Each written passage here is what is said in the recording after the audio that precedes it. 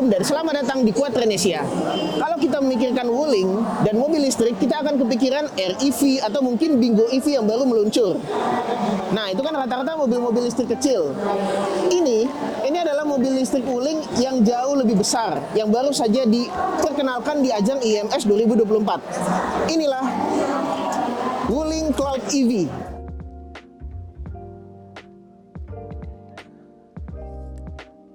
Mobil ini memiliki panjang yang lebih besar daripada si Bingo EV, apalagi lebarnya. Dan juga dia memiliki desain yang jauh lebih membulat, tapi juga tetap futuristis. Juga kesan mahal itu sangat penting sekali kalau kita lihat. Ini dia punya pattern di bawahnya ini yang cukup mewah ya, dengan pattern diamond seperti ini. Kita juga bisa lihat radar. Dia punya radar. Ini adalah fitur adaptive cruise control-nya. Ini adalah pertama kalinya Wuling mengeluarkan kendaraan listrik dengan fitur adaptive cruise control di Indonesia. Dia juga memiliki DRL yang cukup panjang kalau kita lihat.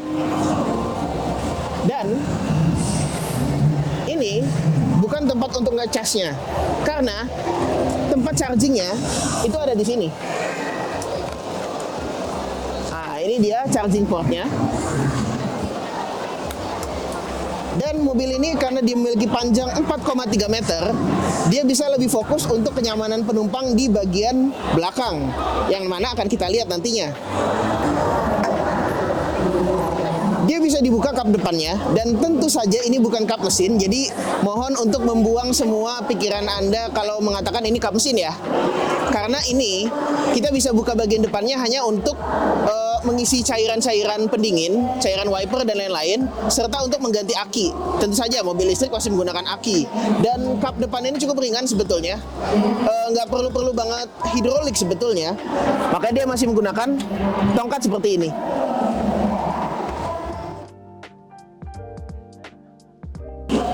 Salah satu hal yang unik adalah ada tempat untuk charger lagi. Jadi kalau kita lihat tadi di depan, dia ada slot charging, tapi di sini ini ada lagi. Nah, kita lihat dulu. Mudah sekali membukanya. Nah, tertulis 200 ampere. Ini adalah slot untuk DC fast charging. Jadi dia juga bisa untuk pengisian fast charging, yang mana biasanya untuk pengisian fast charging itu dalam waktu kurang lebih 30 menit saja, dari 10-20% itu bisa cepat naiknya sampai ke 80%. Sehingga akan mempermudah pengisian Anda, terutama kalau misalnya Anda bawa mobil ini ke tempat-tempat yang jauh seperti luar kota, terutama kalau ada SPKLU yang bisa untuk melakukan pengisian fast charging. Sekarang kita lihat bagian belakangnya. Nah, bagian belakangnya ini juga tak kalah mewah kalau kita bandingin dengan produk-produk Wuling EV lainnya. Misalnya kalau kita lihat bagian belakang bagasinya Bingo EV, dia memang kelihatan cukup classy ya, cukup unik. Kalau di sini, di Cloud EV ini jauh kelihatan lebih mewah. Apalagi dengan adanya aksen lampu yang memanjang seperti ini. Dia juga dilengkapi dengan kamera yang lengkap, karena mobil ini sudah memiliki 4 kamera. Jadi dia punya kamera 360, sensornya di belakang juga lengkap. Dan kalau kita lihat,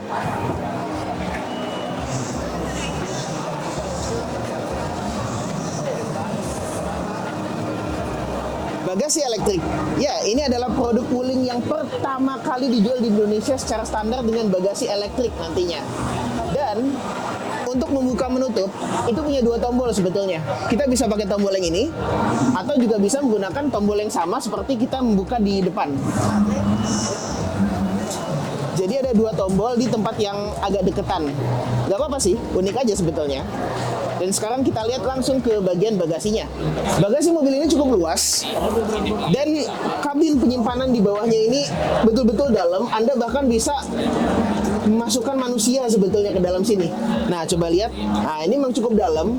Ini agak unik untuk sebuah mobil listrik, karena biasanya mobil listrik memiliki baterai yang besar di bagian jadi ruang bagasi itu biasanya akan termakan. Tapi di Wuling Cloud EV ini, dia punya space bagasi yang sangat dalam sampai ke bawah. Ini salah satu keunikan yang patut diacungi jempol. Hebat. Seperti yang tadi saya sempat singgung, dia punya kamera 360 di sini. Ini kamera spionnya. Tentu saja sen di spion juga sudah menggunakan LED ya. Dan salah satu detail yang unik daripada mobil ini adalah handle pintunya. Yang mana handle pintu ini apabila mengunci secara lock, maka dia akan rata sama bodi. Bahkan kalau lagi di perjalanan, kan ini akan rata secara bodi, ini akan sangat bagus untuk mengurangi hambatan udara, sehingga aerodinamika mobil ini akan sangat bagus. Sekarang kita langsung masuk ke kabinnya. Mudah sekali.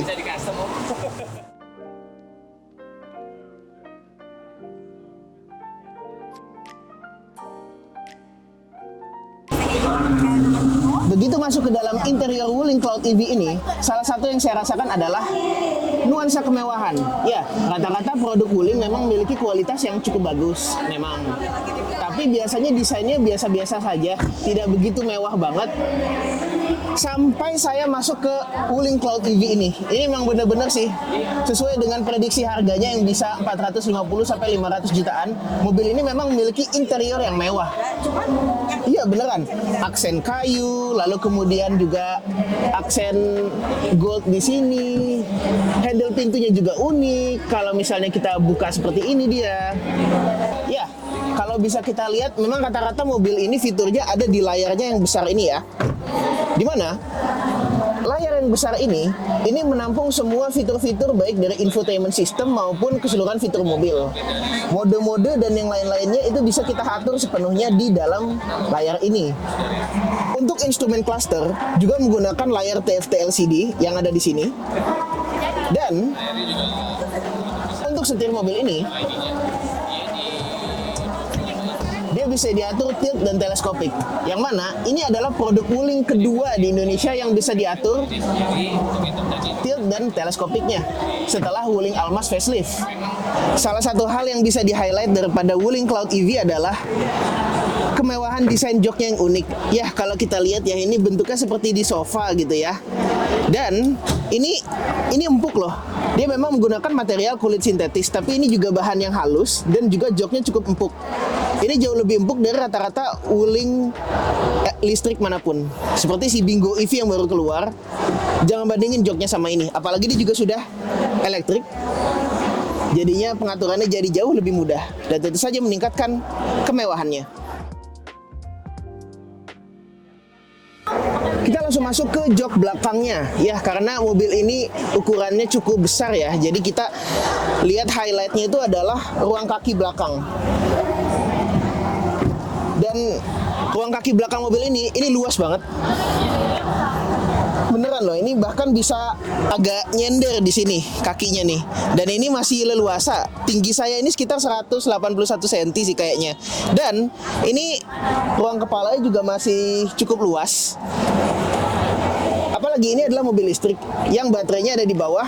Jadi biasanya lantainya itu rata. Jadi nggak akan ada undakan yang mengganggu kaki Anda di sini. Dan salah satu keunikan daripada jok belakang Wuling Cloud EV adalah dia bisa dibuat rebah sampai 135 derajat seperti ini.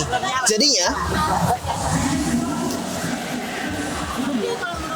ini benar-benar bisa santai. Dan ini enak banget. Tinggal buka armrestnya. Mantap.